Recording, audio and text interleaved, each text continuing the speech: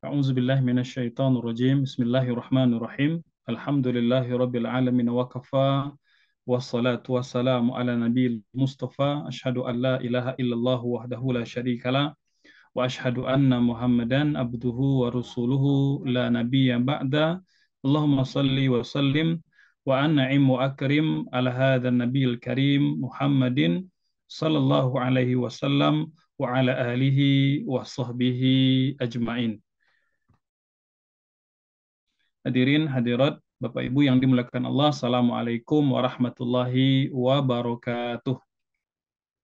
Alhamdulillah kita mengucap syukur kepada Allah Subhanahu wa taala pada kesempatan hari ini kembali bisa bertemu dengan saya Al-Fakir Ustadz Ardiansa Asri Hussein dalam kajian fikih, dan insya Allah taala uraian kita pada kali ini berkaitan dengan hukum kunut subuh, ya. Sebuah tema yang sudah lama diperbincangkan oleh para ulama, bahkan boleh jadi di sebagian masyarakat masih menjadi polemik ya seputar hukum kunut subuh, ya. Lantas timbul pertanyaan, apakah hukum kunut subuh, ya, dan apa yang dilakukan oleh Rasul Shallallahu Alaihi Wasallam pada masa beliau dan begitu pula oleh para sahabat tabiut tabiin sampai hari ini. Hari ini insya Allah kita akan uraikan seputar hukum kunut subuh, ya. Seperti mana biasa, sebelum kita uraikan tentang kunut subuh, ya, kita akan uraikan dulu tentang definisinya. Apa itu kunut secara bahasa ataupun secara istilah. Hadirin yang dimuliakan Allah Subhanahu wa taala, kunut secara bahasa itu berasal dari kata bahasa Arab qanata yaqnutu, ya. Qanata yaqnutu yang berarti taat, ya, kemudian salat, berdiri lama, diam dan berdoa. Itu diantara makna dari kata-kata kunut, ya. Kalau Al-Zajjaj, ya, ini salah seorang ulama lughah, mengatakan bahwa kunut adalah doa, ya, atau apa yang kita baca di dalam salat, ya, berupa doa atau puji-pujian dan permintaan kita kepada Allah Subhanahu wa taala. Adapun Ibnu Allan, ya, beliau menguraikan kunut adalah istilah untuk doa di dalam salat yang dilakukan pada saat tertentu ketika kita berdiri, gitu. Ini definisi yang diuraikan oleh Ibnu Allan, seperti mana yang diuraikan dalam Al-Futuhat Ar-Rabbaniyah Al-Adhkar An-Nawawiyah. Kemudian tentang hukum kunut, ya. Apa hukum kita berdoa atau berkunut di dalam sholat, ya. Bahwa seluruh ulama sepakat, ya, bahwa kunut, ya, atau doa di dalam sholat itu merupakan sesuatu yang disunnahkan, sesuatu yang dianjurkan, seperti mana diuraikan oleh Syekh Wahab Az-Zuhaili dalam kitab beliau Al-Fiqhul Islam wa Adillatuhu, ya. Bahwa kata beliau, la khilaf bainal ulama, tidak ada khilaf di kalangan para ulama bahwa kunut itu merupakan sesuatu yang sunnah, ya.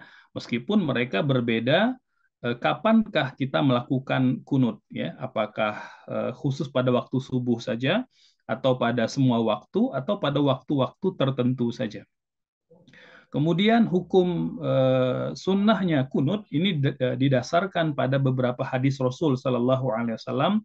Di antaranya adalah hadis yang sahih dari Imam Muslim dari sahabat Al-Barra bin Azib, ya, beliau berkata, anna Nabiyya Sallallahu Alaihi Wasallam kana yaqnutu fi subhi wal maghrib, ya. Dari Al-Barra bin Azib radhiyallahu anhu bahwasanya Rasulullah Sallallahu Alaihi Wasallam melakukan kunut di dalam sholat subuh dan sholat maghrib, ya. Kemudian juga hadis dari Al-Bukhari Muslim, ya, dari Anas bin Malik radhiyallahu anhu, beliau berkata, anna Nabi sallallahu alaihi wasallam, bahwa sungguhnya Rasulullah sallallahu alaihi wasallam qanata syahran ba'da ruku', ya, yad'u ala ahya'in minal arabi thumma tarakahu, ya. Kata Anas ibnu Malik bahwa Rasulullah itu pernah membaca doa kunut selama 1 bulan penuh setelah bangun dari ruku, yaitu ketika i'tidal, ya. Setelah i'tidal beliau sebelum sujud akan berkunut, ya, mendoakan suatu kaum, kemudian beliau meninggalkannya. Jadi pada hadis Anas ibnu Malik ini dikatakan bahwa Nabi hanya kunut pada waktu sebulan saja, setelah itu beliau meninggalkan. Kemudian dalam hadis Imam Ahmad dikatakan, mazala Rasulullah sallallahu alaihi wasallam yaqnutu fil fajri hatta faraqa dunya. Bahwa Rasulullah sallallahu alaihi wasallam senantiasa berkunut di salat fajar atau salat subuh sampai beliau meninggal dunia. Ya, ini di antara hadis yang kemudian nanti menjadi sandaran al-Imam Syafi'i dan ulama Syafi'iyah bahwa kunut itu disunahkan dilakukan pada waktu sholat subuh, ya, yaitu sebelum kita ruku. Kemudian hadis dari Al-Khatib Al-Baghdadi, anna Nabi sallallahu alaihi wasallam kana yaqnutu illa idza da'a liqaumin aw da'a ala qaumin. Bahwa Nabi Shallallahu Alaihi Wasallam tidak melakukan kunut, ya, kecuali ketika mendoakan kebaikan atau kejelekan suatu kaum. Ya. Dari hadis ini bahwa Al-Khatib Al-Baghdadi menjelaskan kepada kita dari sanad yang beliau dapatkan bahwa Rasulullah Shallallahu Alaihi Wasallam tidak akan melakukan kunut melainkan pada waktu-waktu tertentu saja, yaitu ketika mendoakan suatu kaum secara khusus, baik untuk kebaikan ataupun untuk kejelekan di atas mereka. Kemudian, seperti mana yang tadi kita sampaikan di awal, bahwa ulama 4 madhab sepakat mengatakan bahwa kunut merupakan sesuatu yang disunnahkan, dilakukan di dalam sholat. Hanya saja mereka berbeda pendapat kapankah kita melakukan kunut, ya, apakah pada waktu subuh saja, atau pada waktu ada musibah, atau pada waktu-waktu yang istimewa. Ya. Baik, setidaknya kita akan mendapati 4 pendapat di kalangan para ulama. Pendapat yang pertama, ya, ini pendapat yang lebih lama atau lebih klasik, ya, sebelum nanti muncul pendapat-pendapat yang baru setelah itu. Kunut disyariatkan pada saat sholat witir saja, ya, dan dilakukan sebelum ruku. Ya, artinya setelah membaca Al-Fatihah, kemudian kita membaca surah, ya, maka sebelum ruku kita melakukan kunut. Ini merupakan pendapat dalam mazhab Hanafi. Jadi kunut dalam mazhab Hanafi hanya disyariatkan pada sholat witir saja. Artinya ya pada setiap malam. Kalau kita melakukan sholat witir, maka sebelum kita ruku kita melakukan kunut. Dalam pandangan mazhab Hanafi tidak disyariatkan kunut pada waktu selainnya, ya. Nah, namun dalam mazhab Hanafi juga selain kunut pada waktu witir juga boleh melakukan kunut indan nawazil, yaitu ketika terjadinya musibah atau bencana, ya. Nah, ini dilakukan pada waktu sholat jahriyah saja, itu maghrib, isya, dan subuh, ya. Dan yang membaca kunut adalah imam, lalu diaminkan oleh jamaah, dan tidak ada kunut jika sholatnya sendirian. Ini merupakan pendapat dalam mazhab Hanafi. Ya. Baik, berikutnya menurut mazhab Hanafi, ya, kunut subuh tidak lagi disyariatkan sepeninggal Rasulullah SAW karena sudah dimansuh atau dibatalkan berdasarkan hadis Abdullah bin Mas'ud yang diriwayatkan oleh Al-Bazzar, At-Tabrani, Ibnu Abi Syaibah, dan At-Tahawi bahwa Rasulullah hanya melakukan kunut selama 1 bulan lalu meninggalkannya. Ya. Jadi walaupun dalam mazhab Hanafi ada pendapat bahwa kunut subuh itu kunut itu hanya dilakukan pada waktu sholat witir, ya, yaitu dilakukan sebelum ruku, ya. Namun ada pendapat pula dalam mazhab Hanafi bahwa kunut hanya terbatas pada masa Rasul saja. Artinya dia telah dimansuhkan setelah Nabi wafat. Jadi tidak lagi disyariatkan pada umat Islam setelah Nabi wafat. Jadi dalam mazhab Hanafi pun ada 2 pendapat ini yang berkembang, ya. Kemudian pendapat yang kedua ini merupakan pendapat dalam mazhab Maliki bahwa tidak ada kunut kecuali pada sholat subuh saja, ya, pada sholat subuh saja. Dan dilakukan secara sir dengan melirihkan suara baik imam maupun makmum, ya, dan lebih afdal dilakukan sebelum ruku, ya, meski boleh dilakukan setelah ruku, ya. Jadi umumnya negara-negara umat Islam yang mengamalkan atau yang mempraktikkan fikih Maliki atau madhab Maliki, maka mereka melakukan kunut di waktu sholat subuh, namun secara sir, artinya tidak dijaharkan. Dan mereka umumnya melakukannya itu sebelum ruku. Ini berbeda mungkin di Indonesia yang melakukannya setelah ruku, ya artinya setelah i'tidal sebelum mereka sujud maka akan melakukan kunut subuh, ya. Nah, walaupun dalam mazhab Maliki menerapkan kunut dilakukan sebelum sebelum dia melakukan ruku, ya, namun juga diperbolehkan dilakukan setelah ruku, ya. Nah, ini merupakan pendapat dalam mazhab Maliki. Jadi dalam mazhab Maliki tidak ada kunut pada sholat witir dan sholat-sholat yang lain. Jadi hanya pada sholat subuh saja. Baik, pendapat yang ketiga ini merupakan pendapat dalam mazhab Syafi'i, ya, bahwa tidak ada kunut dalam sholat 5 waktu selain sholat subuh, gitu, ya. Jadi dalam mazhab Syafi'i, ya, ini hampir mirip dengan mazhab Maliki, bedanya hanya tata caranya saja. Adapun waktunya sama, ya. Jadi kalau mazhab Maliki yang merupakan gurunya Imam Asy-Syafi'i itu melakukan kunut pada waktu sholat subuh, ya, namun dilakukan secara sir. Adapun dalam mazhab Syafi'i dilakukan secara jahar, ya. Dalam mazhab Maliki selain sholat subuh maka tidak ada kunut di waktu-waktu sholat fardu yang lain, termasuk pula tidak ada kunut dalam sholat witir dalam pandangan mazhab Syafi'i kecuali separuh akhir bulan Ramadan. Artinya mulai dari malam ke-16 sampai malam 29 atau malam 30 barulah disyariatkan kunut, ya, ketika sholat witir. Nah, ya. Kemudian dalam madhab Syafi'i kunut nazilah, ya, kunut ketika ada musibah ini juga boleh dilakukan selain pada sholat subuh jika kaum muslimin tertimpa musibah atau bencana. Jadi boleh dilakukan pada waktu sholat zuhur atau asar atau maghrib atau isya, ya, selain waktu subuh ketika memang ada musibah yang menimpa kaum muslimin. Ini merupakan pendapat yang ketiga.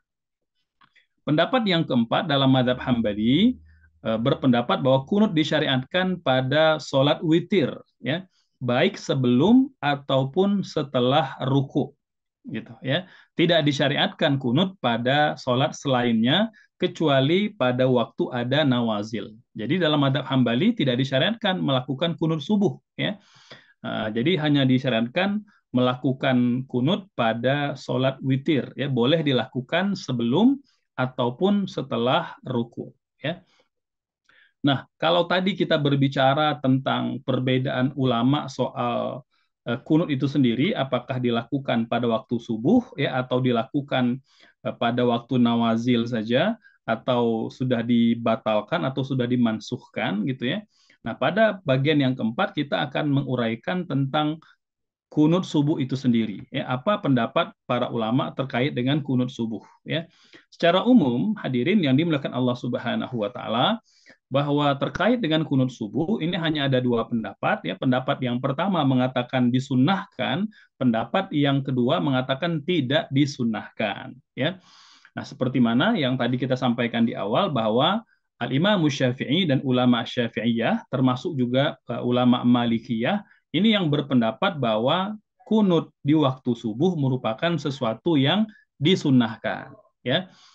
Di antara sandarannya adalah hadis dari Imam Muslim dari Muhammad, ya, qultu li Anas hal qanata Rasulullah sallallahu alaihi wasallam fi salati subhi qala na'am ba'da ruku' yasiran, ya. Jadi dari Muhammad bin Sirin beliau bertanya kepada Anas ibnu Malik. Jadi Muhammad bin Sirin tokoh tabi'in, ya. Dia bertemu dengan Anas bin Malik. Beliau berkata, apakah Rasulullah Shallallahu Alaihi Wasallam kunut saat sholat subuh? Maka Anas ibnu Malik menjawab, Naam ba'da ruku yasiran. Ya, setelah ruku sedikit dengan selisih waktu yang sebentar. Ya, jadi ini merupakan kesaksian dari Anas ibnu Malik tentang sunnahnya kunut di waktu subuh yang menjadi sandaran ulama Syafi'iyah dan ulama Malikiyah. Al-Hafiz Al-Haythami berkata, Ahmad dan Al-Bazzar meriwayatkan hadis yang semisal dan para perawinya adalah perawi yang terpercaya, ya. Nah, menurut ulama Syafi'iyah, Rasulullah Shallallahu Alaihi Wasallam terus-menerus melakukan kunut subuh berdasarkan riwayat dari Anas ibnu Malik pada Musnad Imam Ahmad, kemudian juga Sunan Daruqutni, di mana beliau mengatakan, qala mazala Rasulullah sallallahu alaihi wasallam yaqnutu fil fajri hatta faraqa dunya. Bahwa Rasulullah senantiasa membaca kunut ketika sholat subuh sampai beliau wafat. Nah, ini hadis yang menjadi sandaran ulama Syafi'iyah dan ulama Malikiyah bahwa kunut subuh merupakan sesuatu yang disunnahkan. Gitu.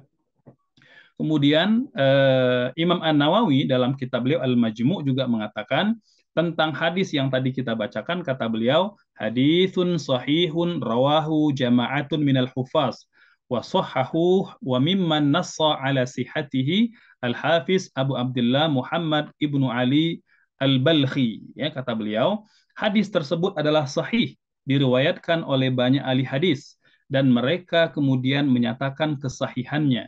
Di antara orang yang mensahihkannya adalah Al-Hafiz Abu Abdullah Muhammad bin Ali Al-Balkhi wal Hakim Abu Abdullah fi mawadi' min kutubil Baihaqi wa rawahu Daruqutni min turuqin bi asanid sahihah. Ya. Kata beliau, selain Al-Balkhi juga oleh Al-Hakim Abu Abdullah di dalam beberapa tempat di dalam kitab Al-Baihaqi. Daruqutni juga meriwayatkan dari beberapa jalur sanad yang sahih. Ini merupakan pernyataan dari Al-Imam An-Nawawi rahimahullah dalam kitab beliau Al-Majmu' Syarhul Muhadzab. Lebih lanjut, Imam An-Nawawi menyatakan berkunut adalah pandangan mayoritas ulama salaf dan khalaf. Ya, jadi kata beliau, meski ada pendapat yang mengatakan tidak disunnahkan, namun beliau menyatakan bahwa berkunut di waktu subuh merupakan pendapat mayoritas para ulama salaf dan khalaf. Kata beliau, madhabuna annahu yustahabbu al-qunut fiha sawa'un nazalat nazilatun am lam tanzil. Kata beliau, dalam madhab kami, madhab Syafi'i, disunnahkan membaca kunut di dalam sholat subuh, baik karena ada musibah ataupun tidak ada musibah.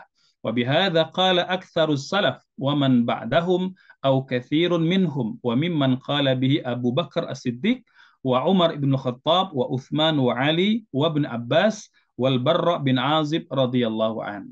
Ya. Kata beliau, pendapat kunut di waktu subuh ini merupakan pendapat mayoritas ulama salaf dan generasi selanjutnya. Di antara ulama yang berpendapat seperti ini dari kalangan sahabat seperti Abu Bakar, Umar, Uthman dan Ali. Ya, begitu pula Abdullah bin Abbas dan Al-Barra bin Azib. Nah, ini merupakan pernyataan dari Imam An-Nawawi. Selanjutnya, pendapat yang berikutnya adalah pendapat yang menolak kunut subuh atau yang mengatakan bahwa kunut subuh tidak disunnahkan. Ya, ini juga bersandar pada hadis-hadis Rasul Sallallahu Alaihi Wasallam, di antaranya hadis yang kita bacakan di awal, ya, hadis dari Bukhari Muslim, bahwa Rasulullah itu hanya pernah berkunut pada waktu subuh itu hanya dalam waktu sebulan saja. Setelah itu beliau meninggalkannya. Ya.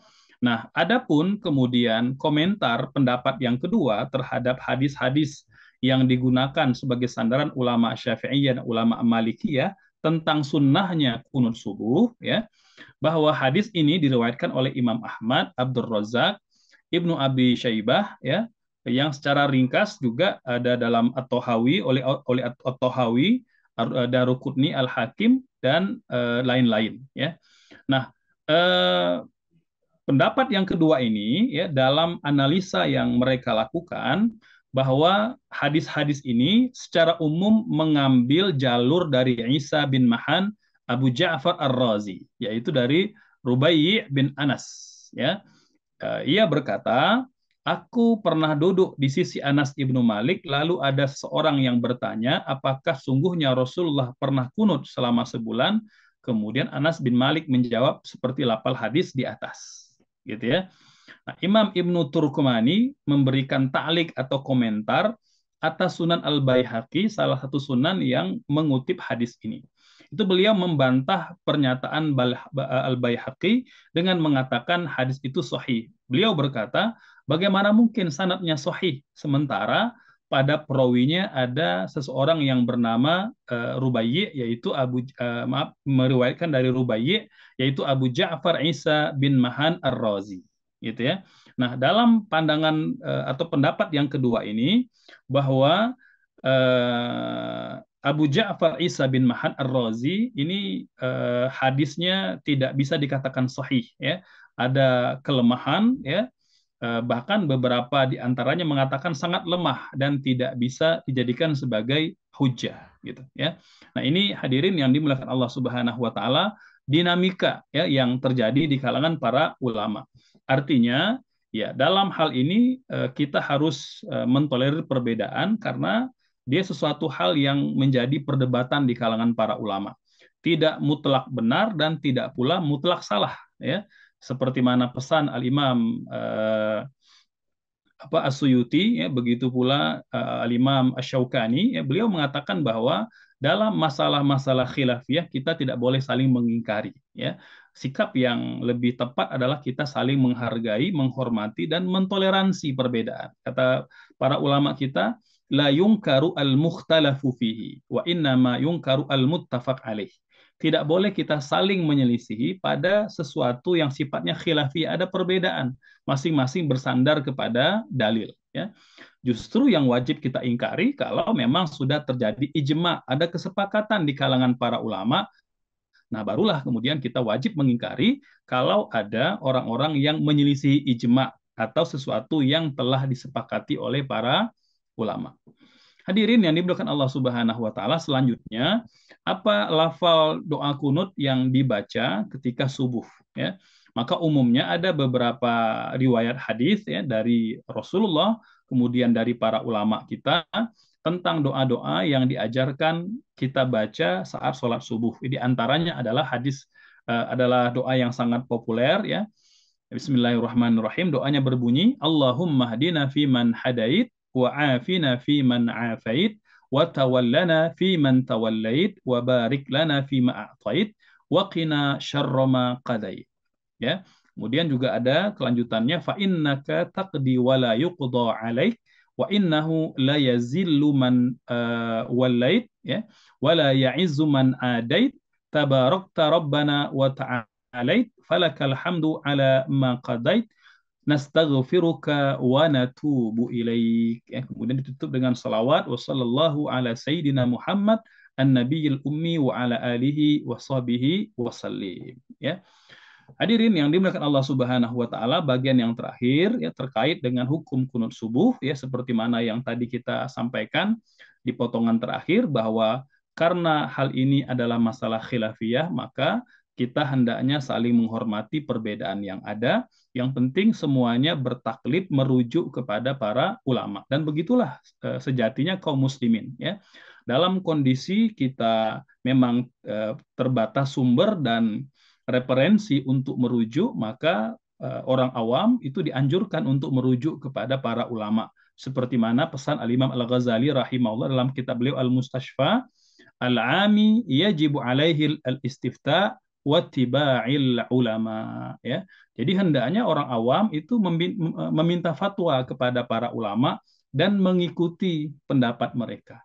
Maka selama kita bersandar kepada pendapat ulama yang muktamad di kalangan ulama 4 mazhab, maka insya Allah, ya, hal itu dapat dipertanggungjawabkan dan kita boleh mengamalkannya sesuai dengan kecenderungan dan sesuai dengan keyakinan kita. Hadirin, semoga penjelasan seputar kunut subuh ini memberikan kita pencerahan dan mendorong pula kita untuk tetap saling menjaga toleransi, saling hormat menghormati di antara perbedaan yang ada. Semoga bermanfaat. Insya Allah kita akan bertemu di seri-seri yang akan datang.